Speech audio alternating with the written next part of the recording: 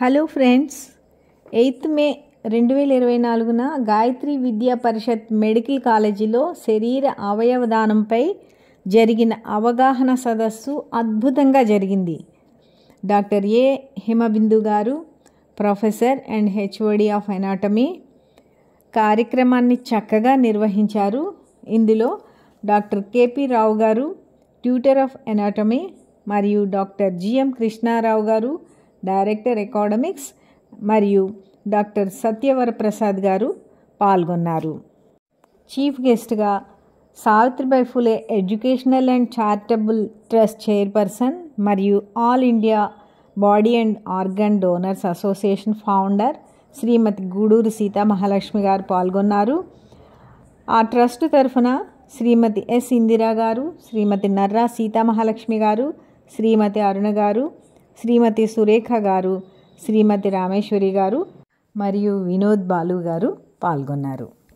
ఇప్పుడు నర్రా సీతామహాలక్ష్మి గారు తర్వాత అరుణ మైనేని గారు తమ ప్రసంగాన్ని వినిపిస్తారు.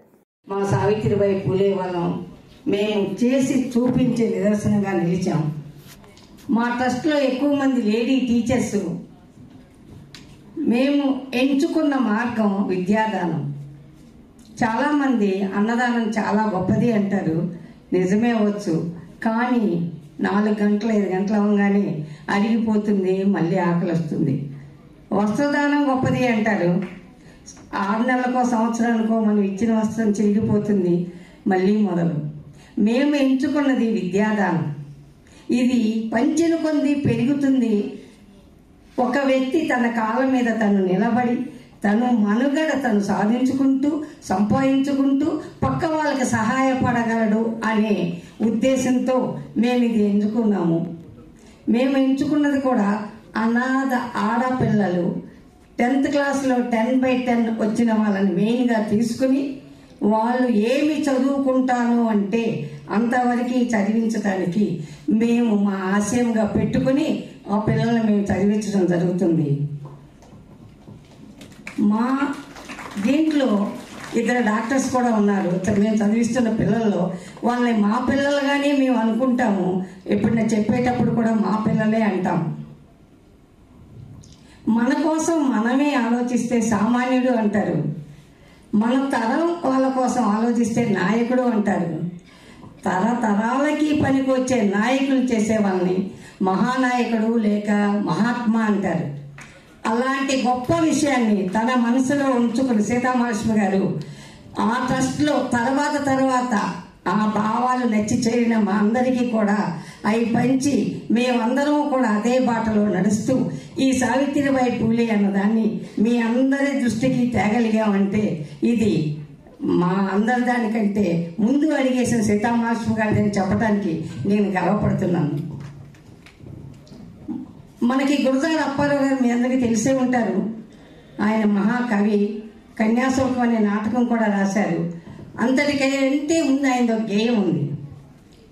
దేశమంటే మట్టి కాదోయ్, దేశమంటే మనుషులోయ్, సొంత లాభము కొంత మానుకొని పొరుగు వాడికి సాయపడవోయ్ అంటారు. అది మా ట్రస్ట్ మెంబర్స్ అందరి మనసుల్లో నాటుకుపోయి జీర్ణించుకుపోయి ఉన్నది. కాబట్టి మేము ఈ ఆడపిల్లల్ని మెయిన్గా తీసుకుని వాళ్ళకి విద్యాదానం చెప్పించి వాళ్ళ కాళ్ళ మీద వాళ్ళు నిలబెట్టి వాళ్ళ వ్యక్తిత్వాన్ని వాళ్ళు ఎంచుకునేటట్టు, వాళ్ళ చదువుని వాళ్ళు నిర్ణయించుకునేటట్టు ఉన్న స్థితి నుంచి ఉన్నత స్థితికి వాళ్ళని తెప్పించాలని మా మనసులో ఉన్న భావంతో మేము మాకు వీలైనంత మంది ఆడపిల్లల్ని మేము చదివించడం జరుగుతుంది. వాళ్ళు కూడా అందరూ కూడా గోల్డ్ మెడలిస్టులు. ఎక్కడికి వెళ్ళినా కూడా మా పిల్లలని మేము చెప్పుకోవటానికి గర్వపడేటట్టుగా వాళ్ళ చదువులు ఉంటాయి. మీరంతా డాక్టర్లు అంటే తెలిసిందే మీకు, వైద్యం నారాయణ హరి అంటారు. భగవంతుడు తర్వాత భగవంతుడు అంతటి వాళ్ళు అంటారు. కాబట్టి మీరంతా ముందు కాబోయే డాక్టర్లు కాబట్టి మీరు కూడా సహనంతో ఓపికతో మీ దగ్గరికి వచ్చిన పేషెంట్ని చక్కగా వాళ్ళు చెప్పే మాటలు విని అప్పుడు మీ నిర్ణయం తీసుకుని మీ డయాగ్నోసిస్ చేసుకుని వాళ్ళకి ఆరోగ్యం ప్రసాదించవలసిందిగా మిమ్మల్ని ఆశిస్తూ కోరుకుంటూ నాకు అవకాశం ఇచ్చిన గాయత్రి మెడికల్ కాలేజ్ వారికి, మా టీం అందరికీ కూడా ధన్యవాదాలు తెలుపుకుంటున్నాను. శరీర దానం ఎంత అవసరమో మీరు మెడికల్ స్టూడెంట్స్గా మీకు అందరికీ తెలుసు. ఒకప్పుడు బాడీస్ దొరికే కాదు, ఎక్కడో ఎవరో అనాథ బాడీలు దొరికితే వాటిని తెచ్చి, లేదా కుళ్ళిపోయిన పరిస్థితిలోనో ఎట్లాగో ఉన్నప్పుడు తెచ్చి ఎంతోమంది స్టూడెంట్స్ ఒక బాడీ మీద 100-200 మంది కూడా దాని మీద ఎడ్యుకేషన్ నేర్చుకునేవాళ్ళు. కానీ ఈ రోజున మనకి ఆ పరిస్థితి లేకుండా కొద్దిగా మెరుగైంది. కానీ ఇంకా అవేర్నెస్ పెరగాలి. శరీర దానం అనేది ఎంతో పుణ్యకార్యం. మనం దానికోసం ఎంతో విలువైన పని అది. దాన్ని మనం అందరం కూడా ఎడ్యుకేట్ చేసి దాన్ని ఆమోదించాలి. శరీర దానం అంటే ఏంటి, అసలు ఎందుకు చేయాలి, ఎవరికి లాభం అనేది ఆలోచిస్తే ఇది మీకు తెలుసు. మెడికల్ స్టూడెంట్స్గా మీకు ఒక బుక్లో చదివిన దానికన్నా కూడా మీకు బాడీ మీద నేర్చుకుందే చాలా ఎక్కువ. ప్లస్ రీసెర్చ్ వాళ్ళు కూడా దీని మీద తెలుసుకొని కొత్త మెడిసిన్స్ కనిపెట్టడం కానీ, దానికి మెడిసిన్ కనిపెట్టడం కానీ, ఇవన్నీ కూడా బాడీని బాగా ఎనాటమీ ద్వారా తెలుసుకుంటేనే అలా అన్నీ చేయగలరు. అదంతా మీకు తెలిసిన విషయమే. మన దేశంలో కాల్ చేయడం కానీ లేకపోతే పాతి పెట్టడం కానీ జరుగుతూ ఉన్నాయి. కానీ ఇంకొక విధమైన మనం అంటే అందరూ అనుకుంటారు, చాలామందికి మనసులో ఉంటుంది, ఈ సమాజం కోసం ఏమన్నా చెయ్యాలి, నేనేం చేయగలను, నాకు సమయం లేదు, నాకు డబ్బు లేదు అనుకుంటారు. కానీ దీనికి సమయం అవసరం లేదు, డబ్బు అవసరం లేదు. మంచి హృదయం, సమాజాన్ని ప్రేమించే మనసు ఉంటే సరిపోతుంది. అదే శరీర దానం. దానికోసం ఇది పుణ్యకార్యం కాబట్టి అందరినీ ఎడ్యుకేట్ చేస్తూ మనం కూడా అందులో పాల్గొనడం ఉత్తమమైన పని. శరీరం దానం చేయడానికి దానికి పరిమితులు ఏమీ లేవు. 18 years దాటి ఎవరైనా కూడా శరీరాన్ని దానం చేస్తామని రాసి ఇవ్వచ్చు. తర్వాత నాకు హార్ట్ ప్రాబ్లం ఉంది, షుగర్ అదే డయాబెటీస్ ఉంది, లేకపోతే బీపీ ఉంది, ఇవన్నీ ఉన్నాయి, మేము శరీరాన్ని ఇవ్వచ్చా లేదా అనేది కూడా డౌట్స్ ఉంటాయి. కానీ అవేమీ డౌట్ పడక్కర్లేదు. అందరూ కూడా అలాంటి ప్రాబ్లమ్స్ ఉన్నవాళ్ళు కూడా వాళ్ళ శరీరాన్ని దానం చేయడానికి ఇవ్వచ్చు. మనం చనిపోయిన తర్వాత ఆ శరీరాన్ని మెడికల్ కాలేజ్ వాళ్ళు ప్రిజర్వ్ చేసుకొని నియర్లీ 4 to 5 years దాన్ని ప్రిజర్వ్ కూడా చేసుకొని దాని మీద ఎనాటమీ క్లాసులు మీరందరూ ఇలాంటి వాళ్ళు నేర్చుకోవడానికి ఎంతో పనికి వస్తుంది అనమాట. అయితే ఈ శరీరాన్ని దానం ఇవ్వడానికి ఒక ఫామ్ ఉంటుంది. ఫామ్తో పాటు 2 విట్నెస్లు ఉండాలి, ఒక పాస్పోర్ట్ సైజ్ ఫోటో ఉండాలి. వచ్చి మన అనుమతిని దాంట్లో మనం ఇచ్చేస్తే వీళ్ళు మేము సర్టిఫికెట్ ఇస్తాం. ఇదిగో ఇలాగా ఒక సర్టిఫికెట్ ఇస్తే తర్వాత మనిషి చనిపోయిన తర్వాత ఫ్యామిలీ మెంబర్స్ మెడికల్ కాలేజ్కి ఫోన్ చేస్తే వచ్చి అంబులెన్స్ పట్టి తీసుకెళ్తారు. తర్వాత ఇంట్లో చనిపోయారు అనుకోండి, ఎవరైనా MBBS డాక్టర్తో మరణానికి కారణం అనేది తెలియజేస్తూ ఒక సర్టిఫికెట్ ఇవ్వవలసి ఉంటుంది. దాన్ని బేస్ చేసుకొని వీళ్ళు ఆ బాడీని తీసుకొని ప్రిజర్వ్ చేసుకొని వాళ్ళు ఒక సర్టిఫికేట్ ఇష్యూ చేస్తారు. ఆ సర్టిఫికేట్ని తీసుకెళ్ళి మీ మున్సిపాలిటీలో ఇస్తే లేదా కన్సర్న్ అథారిటీస్కి ఇస్తే డెత్ సర్టిఫికేట్ ఇచ్చి మీరు అన్ని మిగిలిన ఏమైనా ఫార్మాలిటీస్కి పనికొచ్చేటట్లు చేస్తారనమాట.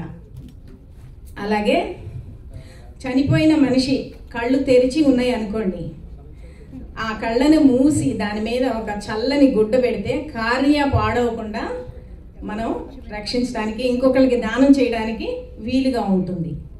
అలాగే చనిపోయిన తర్వాత మ్యాక్సిమం 6 hours లోపు బాడీని హ్యాండ్ ఓవర్ చేయడానికే ప్రయత్నించాలి. అలాగే చనిపోయిన మనిషి బాడీలో ఎలా అంటే బాడీలో మనకి కార్నియా, స్కిన్, హార్ట్ వాల్వ్స్, తర్వాత ఇవి పిగ్మెంట్స్, టెండోన్స్ ఇవన్నీ కూడా పనికి వస్తాయి. కాబట్టి ఇతరులకి మనం ఇవ్వగలిగేది మనము మన దగ్గర ఏమీ లేకపోయినా సరే మనం చనిపోయిన తర్వాత మనకు ఎంతో ఉన్నతమైన అంటే పరకాయ ప్రదేశం చేసినట్టు ఒక బాడీ నుంచి ఎంతో మందికి మనం ఆర్గన్స్ ఇస్తున్నామంటే అందులో మళ్ళీ జీవిస్తున్నట్టే కదా. మనం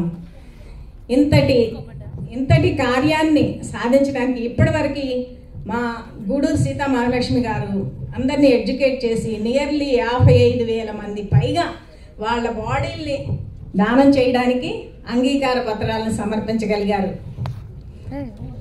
అది ఆమె చేసిన గొప్పతనం.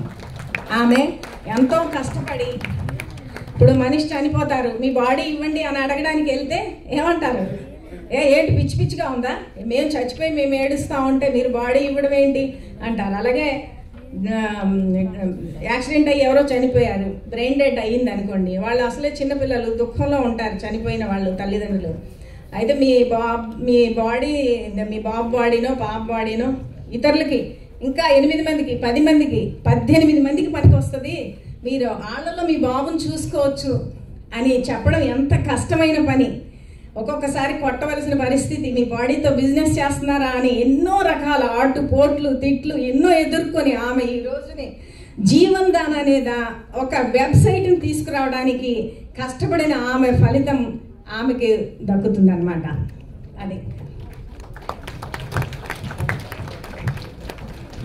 అలాగే ఎలాంటి బాడీస్ని ఇవ్వకూడదంటే, స్కిన్ డిసీజ్ ఉన్నా, లేకపోతే బాడీ కుళ్ళిపోయినా, బాడీ మీద ఏవైనా కేసులు ఉన్నా అలాంటి వాటికి మనం ఇవ్వకూడదు బాడీని.